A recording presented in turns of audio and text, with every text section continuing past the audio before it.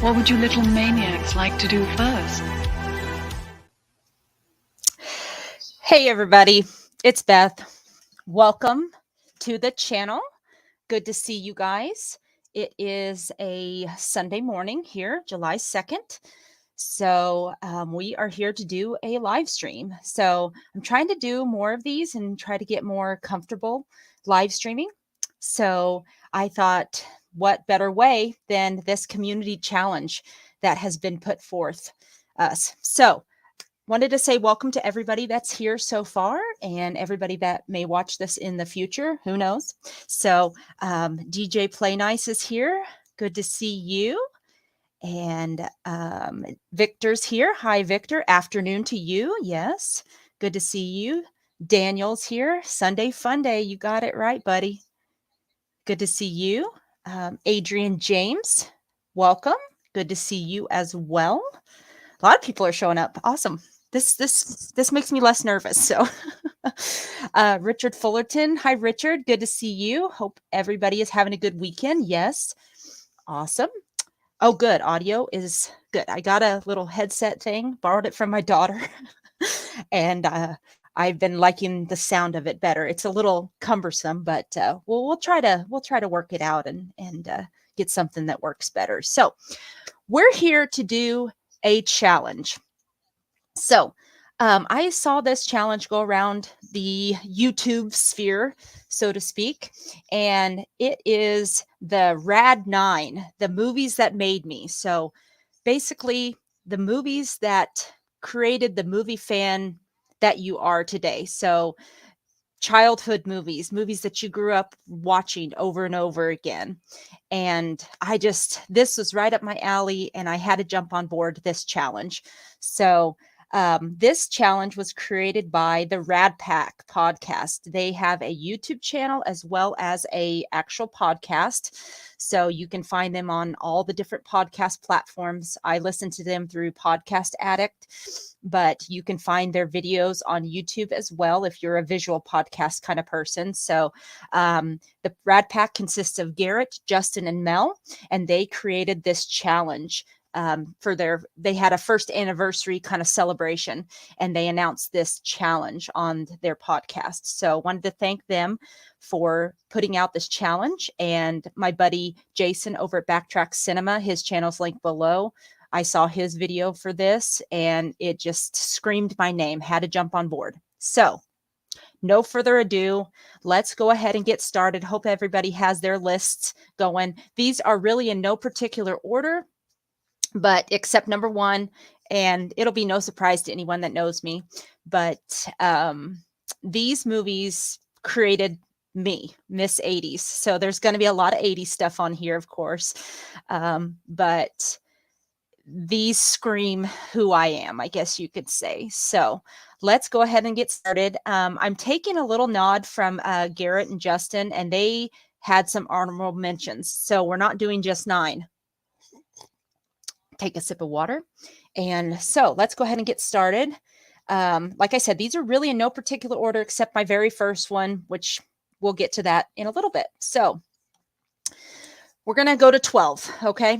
So I have 3 honorable mentions and one, you'll see. So this is Christine, John Carpenter's Christine. This was a film that I grew up with. I call it like a gateway to horror film. Definitely, because it created the horror fan that I am, which I guess I'm kind of a weenie horror fan, so to speak. I don't like all the really intense, gory kind of stuff. I'm kind of an old school horror fan, suspense, scary music, a little bit of blood and gore there, but Christine, of course, was based on the Stephen King book by the same name and directed by John Carpenter. Beautiful visuals, of course, that John Carpenter is known for, as well as the music. But I love the story. I love the story of Arnie, kind of our underdog of the story, and how he gets possessed by Christine, which I like how they took the actual story in a little bit different direction for the film compared to the book. But Christine, it's always been one of my favorite horror films, even from a kid. I remember catching it on, I know we rented it from the video store many times, but catching it on cable, which it was, of course, edited for television. All the F words were taken out of it. But yeah, this film has always been a favorite of mine. So let's see. Adrian says, I still miss the 80s where there was so much great stuff. You got it. Yeah, there was so much. I'm going to put a little banner up here. Yeah, let us know your picks down below if you want to chime in some of your favorite films that made you who you are, made you the movie fan that you are. So that is one of my honorable mentions. Let's go back. Number 11. Okay. This is going to be, of course, Titanic. So one of the biggest films of all time. I had to put this on the list because this film was huge. This film came out when I was a senior in high school. I graduated in 1998, so been out 25 years now. And I remember with me and a few girlfriends going to eat at Cheddar's and then using a payphone to call around to the movie theaters. Kids, this was long before the internet, so you couldn't look up movie times on your phone. You had to look it up in the newspaper and then call the theaters to see if there were any seats, because we saw this opening night. I think it was a showing right before midnight. That was the only one we could get into, and it was clear across town. I remember we were hauling, you know what, to get across town, and we were in the front row to see Titanic. And you know, it's a 3+ hour film, right? 3 hours and 20 minutes. I could not do that today. My neck would be killing me. But I remember how amazing that was, seeing that film. Such a great experience in the theater with everybody. You know, it's definitely an emotional roller coaster of a film. And I know it gets kind of poo-pooed on nowadays because of the quote cheesy love story, but I still love it. I still love it so much. I want to see it again on the big screen. I want to take my kids to see it. I saw it in 2012, I believe, is when they reissued it with like 3D, which, yeah, take that. I don't need that. But Titanic, yeah, it's so good. It's so good. The visuals hold up to this day. Gotta love little young Leo there. He's so cute. So had to put that on the list. Let's see what everybody says here. Richard says, I just keep collecting and keeping it alive as much as possible. Awesome. That is great. That's great. We need more people to collect, buy and collect physical media, or it might go away someday. So people like you and me and others will keep it going, I think. Okay, let's keep going. So my last honorable mention, this one, this was a very hard challenge, you guys, to narrow it down to 9. That's why I had to cheat and put in a few extra. But Terminator 2, again, talk about a great theater experience. My cousin, Dawnetta, got to give a shout out to her. She's 7 years older than me, I think, something like that. She was working at the mall theater at the time, and me and my little cousin, Ashley, of course, we loved to go see the movies, go into the movies, and she could sneak us in, back in the day. So Dawnetta snuck us in to not only see Terminator 2, but then we also saw Don't Tell Mom the Babysitter's Dead. That's what I wanted to see. I didn't care to see Terminator 2.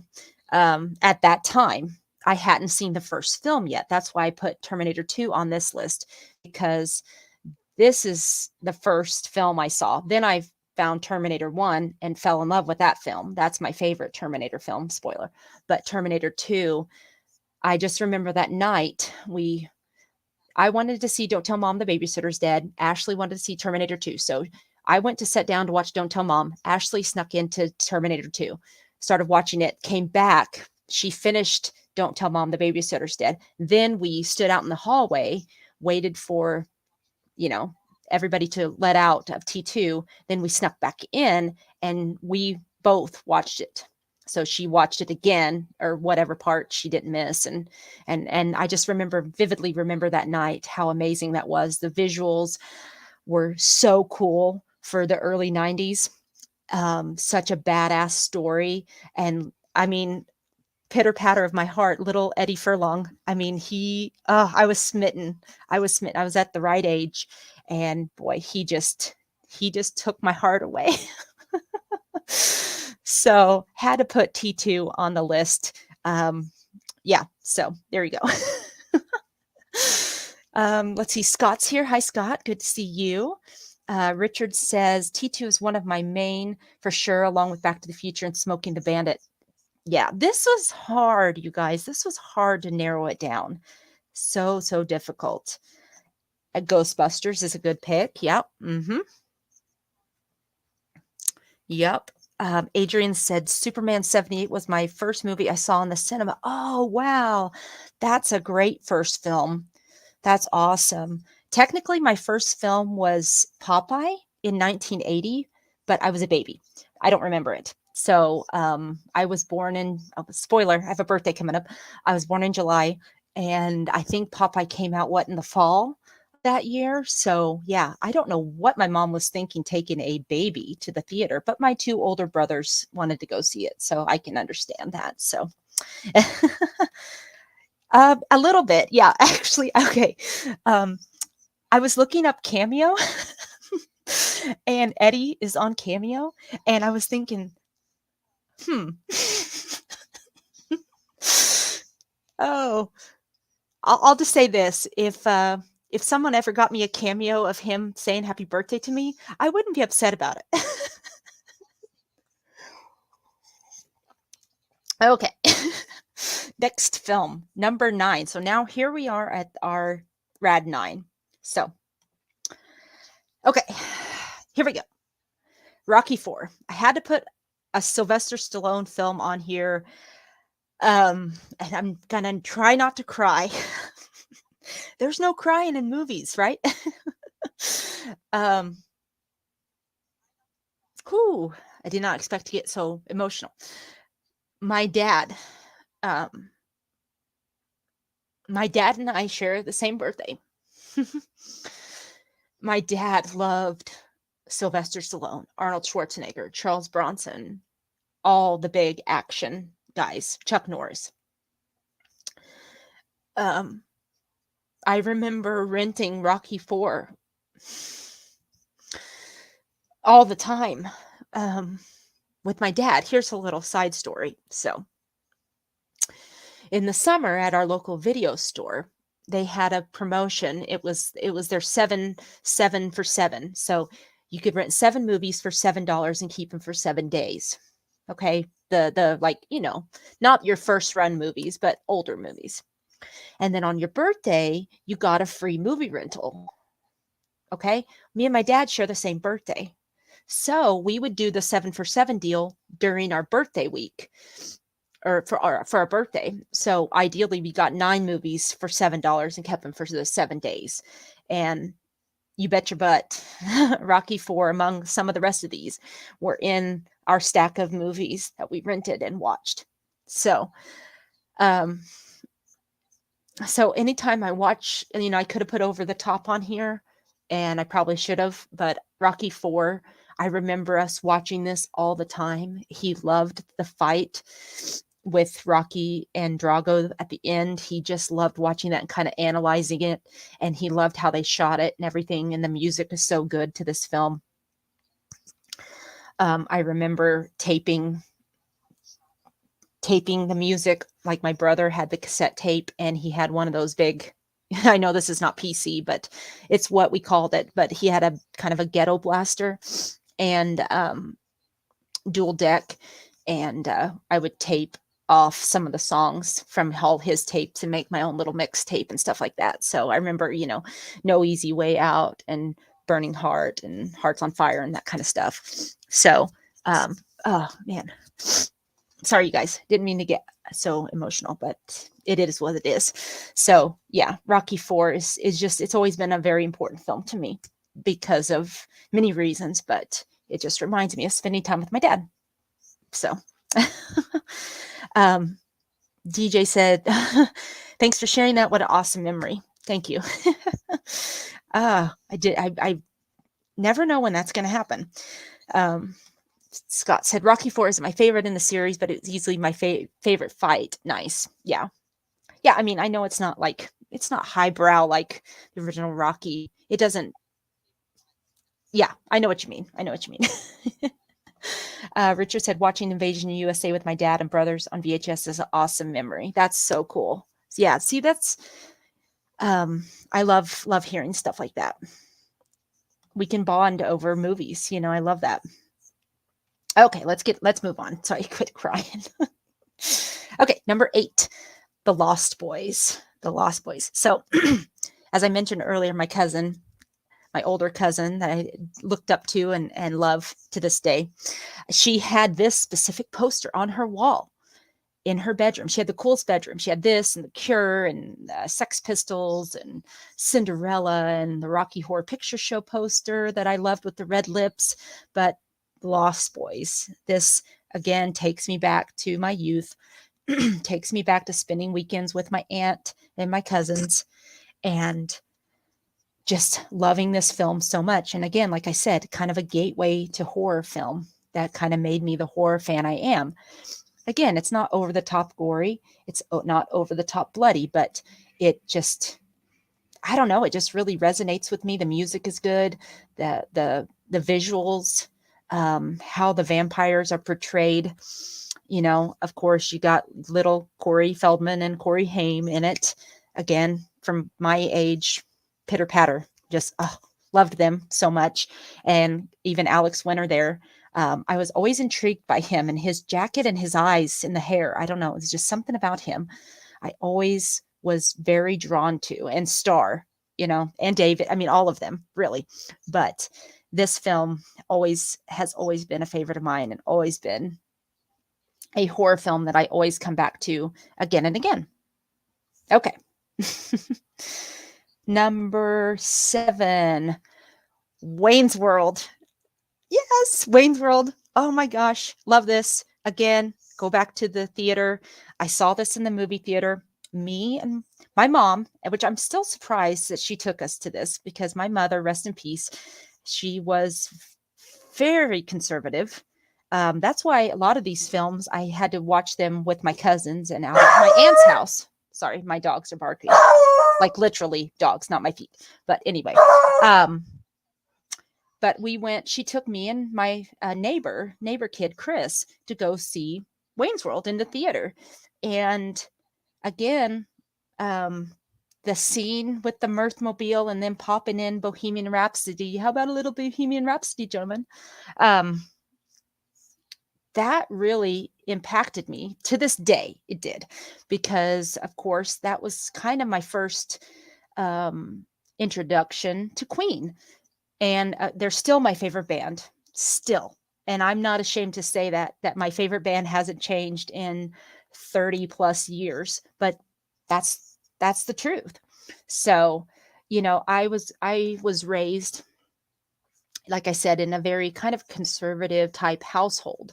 We listened to, gospel music. We listened to Elvis, classic rock and roll, Buddy Holly, Del Shannon, bluegrass music, country music. So Wayne's World and all the metal and rock and roll stuff in the film was mind-blowing to little old me, especially Bohemian Rhapsody. Loved the music, loved like Tia Carrera singing, her cover of the Sweet song, now that I know it's originally done by Sweet. And then I'll get, of course, Why You Want to Break My Heart as a cover. But again, that soundtrack, the film, it just was so eye-opening to me. Really, it really did. It really kind of blew my world wide open. So yeah, I had to put it on the list. I just had to. Let's see. Adrian says, I saw Wayne's World at the cinema too. Awesome. That's so cool. And Scott said, I saw this in the theater with my mom. We were dying laughing so hard just at the Bohemian Rhapsody scene. Easily the best SNL film. Yeah, It's definitely high up there. Yeah, that'd be fun to rank those SNL films, or at least talk about your top 5 or something. That would be a lot of fun. My favorite scene is this one in particular when they're sitting there on the Mirthmobile, and I love that, knowing that Mike Myers's laugh is genuine when Garth is like talking about Bugs Bunny in a dress, and he starts giggling, and that was like a genuine giggle. I just love that. I love that scene, and then the airplane flies over and they scream and all that. I love that. Victor says, excuse me, the first movie I can remember seeing in the cinema was a 1970s Disney movie called The Island at the Top of the World. Probably on the double bill with Robin Hood. I'm not familiar with that film. There's a lot of those kind of older Disney films that I'm not that familiar with, but I'm gonna actually write that down and check it out. At the top. Okay. Awesome. Uh-oh, there's gonna be a battle here. What? Blues Brothers? Hello. Blues Brothers is good. There's okay. One of my favorite SNL films, it's a guilty pleasure, but it's nowhere near Blues Brothers or Wayne's World quality, but it's just a not so guilty pleasure, as I say. It's Night at the Roxbury. That movie cracks me up. It's so stupid, but it just does. Emilio, the Mighty Duck dude. Okay, stop. All right. Number 6. This is my introduction to horror right here. So I had to put him on the list. Hold on. Let's go back a second. Blues Brothers is a very close second for me. Okay. Let's see. Dell on Movies. What's up? Hello. Good to see you. Thank you for coming by. Everybody saying hi to Dell. Awesome. I love this. Love the community aspect. So, Nightmare on Elm Street, Freddy Krueger. My goodness, did he scare the crap out of me. I remember watching this for the first time. I know we rented it out at my aunt's house. Like I said, lots of debauchery went on out there. That sounds terrible, but it's true. You know, me, I got very educated out there.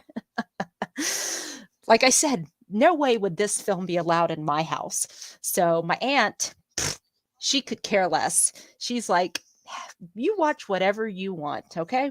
So I remember watching this, and yeah, I watched it through my fingers, like certain scenes.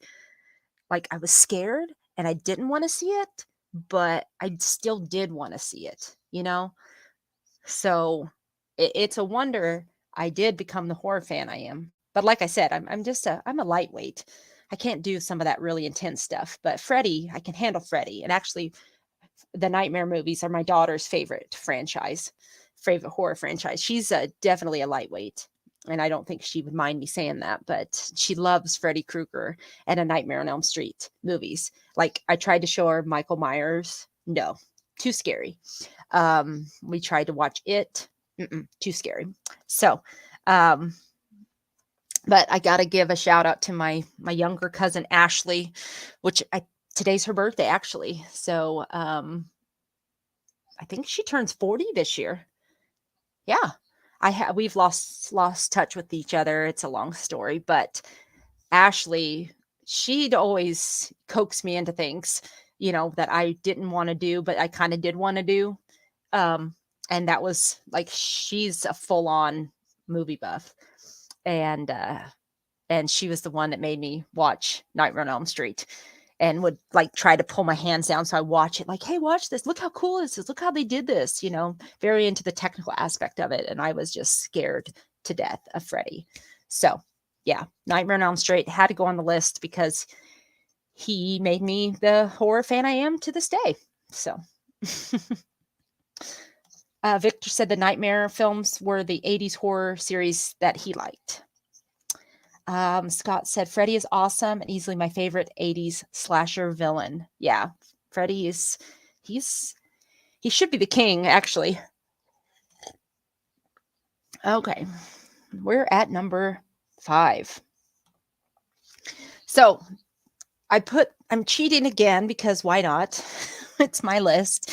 But I put these as kind of a double bill because I had both Grease 1 and 2 in a double cassette box set thing. And Grease 2 is my introduction to the Grease. I wouldn't even call it well, I guess you could call it a franchise, but Grease 2 is still my favorite, but it was where I started with. And then, of course, found the original Grease, and I love both of them, really. But Grease 2 just has a, kind of a softer spot in my heart for it. So, we're going to be doing a Grease 2 watch along sometime soon. I got to coordinate it with my buddy Brandon. We may wait till kind of back to school time. Wink, wink. That's one of the songs in the film. So definitely look forward to that. It's just so much fun. But, of course, Grease, everybody seems to appreciate the first Grease more than Grease 2, and that's fine. We can all differ, but I think they're both great music in both, dancing, the choreography is wonderful. I just, I like a little cheese here and there. So that's why I got to give a little bit more of an edge to Grease 2. So that is my number 5.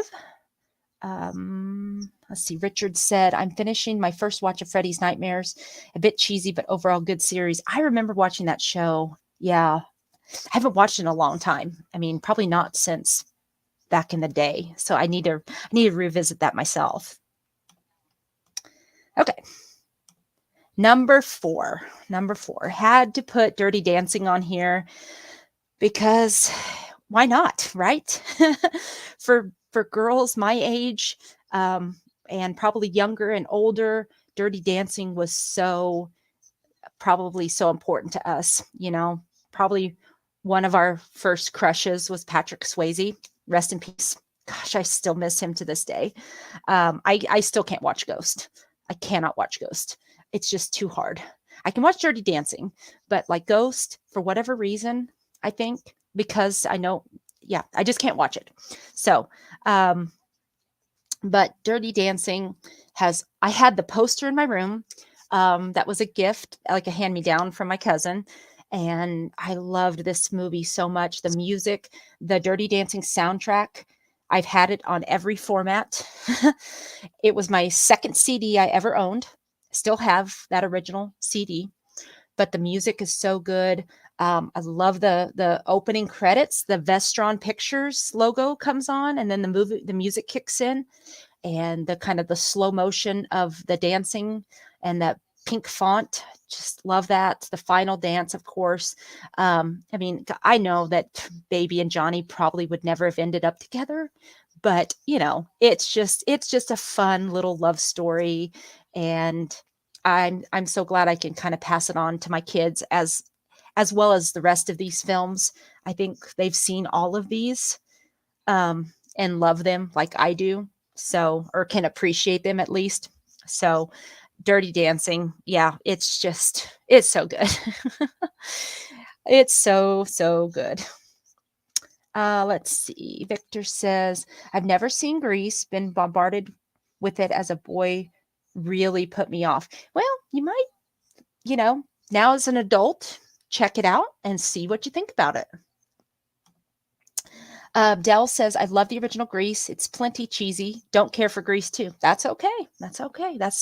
We can all agree to disagree. Oh, that's so cool. Victor said, I saw Dirty Dancing on my birthday in 87 and I liked it. That's awesome. Yeah, I was born in 80. So this came out in 87. I probably didn't see it until like 88 or 89, somewhere around there, maybe, once it was on VHS and in the video rental stores. So that's cool. That's really cool. I love the reminiscing and the nostalgia we have. Okay, number 3, Weird Science. Had to have this on my list because Lisa is the voice of my channel. And this movie I have loved loved forever. Okay. This is going to be a very embarrassing story, but I'm going to tell it anyway, because why not? But like I said, my cousin Ashley and I can't believe I'm sharing this. We would recreate scenes from this film, among other movies, but especially Weird Science. You know, oh my, the bras on our heads, them creating Lisa, and then when the storm rolls in and they're like, no, you throw it away, and the computer and everything, and we would use like a speak and spell to pretend that was our computer that we were creating. We were very weird children, okay? Weird. But oh, Weird Science. It's always been one of my favorite John Hughes films. It's not as serious as some of the rest of the films that he made. I love it because this is, and I'm gonna, hopefully not offend anybody, but this is like a teenage boy's dream, right? To create a woman, like the perfect woman, right? So, that's what I love about it. John Hughes wanted to make something just fun, make something for that, young virile boy in him, I guess. Oh boy, I'm digging a hole. But yeah, I've always loved Weird Science. So yeah, I can't believe I shared that story. That's so embarrassing. Oh well, thank God there were no pictures. There's no photographic or video evidence. I'm so glad I grew up in a time without the internet, because that I don't know that I could live down. Okay. All right. We got 2 left, you guys, 2 left. Thank you all for hanging out with me today. I really appreciate it. Okay. Number 2, The Never Ending Story. The Never Ending Story. This has been one of my favorite films for as long as I can remember. I don't remember not ever watching this movie. So it's been with me for that long. I love the story, the fantasy aspect of it. I love the world, the Fantasia world. Atreyu, our hero, Falcor. I quote him all the time. I want a little Falcor tattoo on me that says "Never give up and good luck will find you," because I use that quote a lot in my life, and I think it's true. I love that, it's just it's childhood fantasy, and it makes me happy. It takes me back to my childhood when things were simple and you had no worries. And I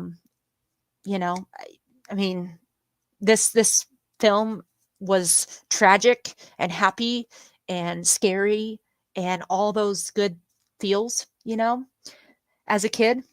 Like, you watch it and you know that you're watching something that's not safe because of some things that happen. I don't want to give it away in case you haven't seen it, but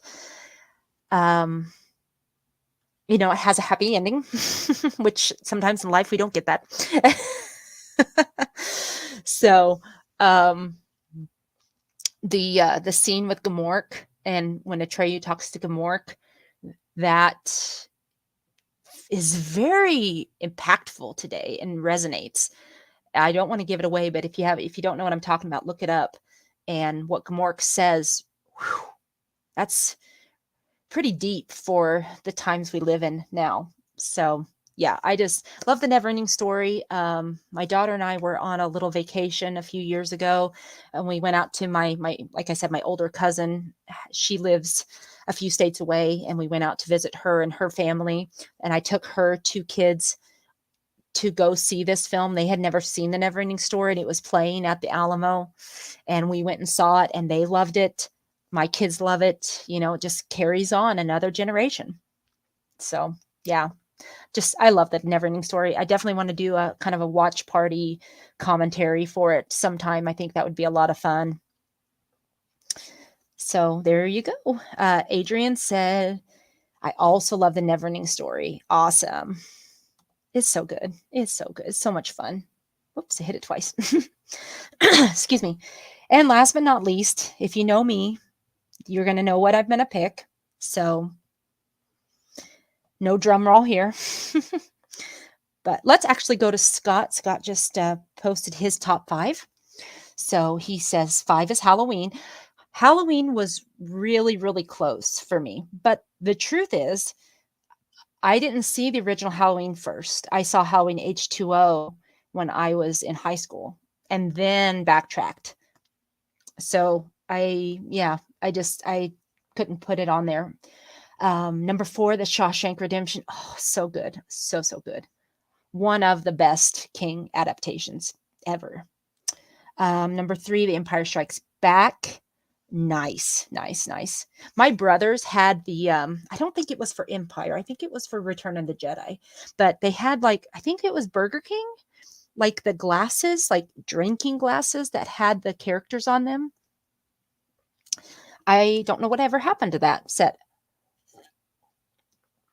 Number 2, Blazing Saddles. I bought a copy of that just in case. And you know what I'm talking about, but just in case, I bought it have it on VHS and also on a DVD, just in case. And number 1, The Godfather. Yeah, I bet that's high up on a lot of people's lists. Thanks for sharing that, Scott. Appreciate that. Okay, number 1 is my favorite movie of all time since I was a kid to this day, and it's Stand By Me. Whoo. Again, this is my childhood to some degree. No, we didn't go hunting for a dead body, but this was being a kid, having friends, and before all the other crap comes in and ruins it, you know. This movie was like all 4 of the boys, I can relate to them.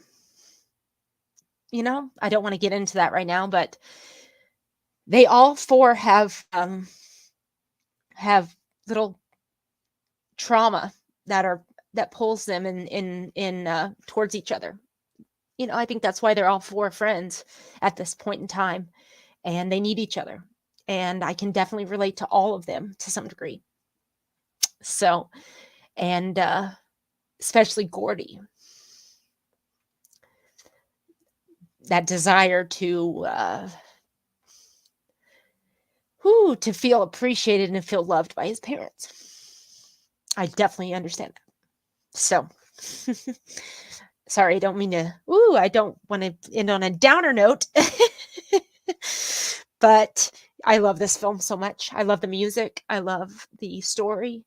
You know, don't want to get too ahead of myself on it, but shameless plug. I will be doing a watch party for my birthday this week coming up. So definitely, if you guys want to listen to me talk more about Stand By Me and watch it with me, we'll be doing that Thursday night. And I would love it if you guys want to drop by and chat with me. So go back to that. Yes. Yeah, the times before our loss of innocence. Yeah.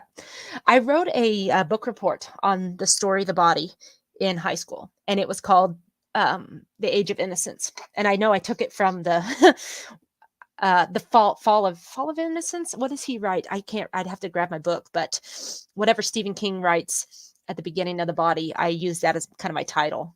Cheated a little bit, but it worked. But yeah, no, you're totally right.